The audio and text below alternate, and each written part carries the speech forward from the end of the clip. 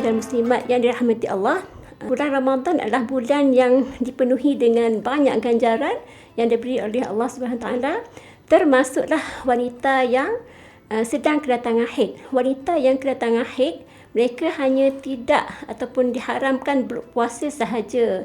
Bahkan mereka boleh melakukan amal ibadah yang lain dan diberi ganjaran yang sama dengan orang yang berpuasa. Subhanallah.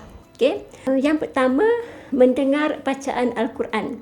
Walaupun mereka tidak boleh berpuasa, tapi mereka tetap bangun awal pagi untuk siapkan sahur. Masya Allah, ini memang terbaiklah para ibu.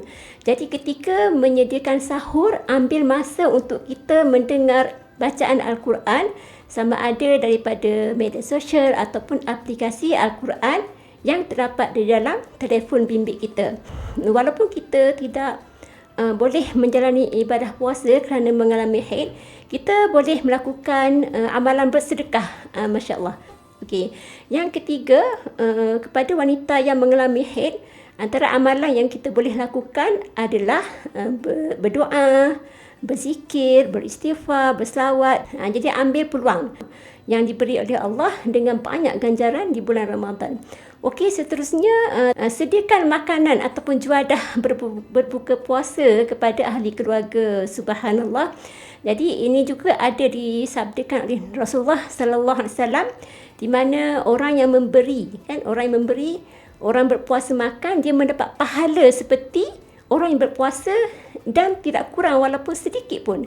Dan yang terakhir yang saya boleh kongsikan, mendengar majlis ilmu. Hari ini banyak media sosial membuat live di bulan Ramadan, dan ambil peluang untuk kita mendengar majlis ilmu. Okey, jadi tuan-tuan dan puan-puan, muslimin muslimat yang dirahmati Allah, walaupun kita diberi cuti untuk berpuasa, tapi kita tetap boleh melakukan ibadah-ibadah lain. Sekian saja untuk slot Short and Sweet Ramadan pada kali ini. Jumpa lagi.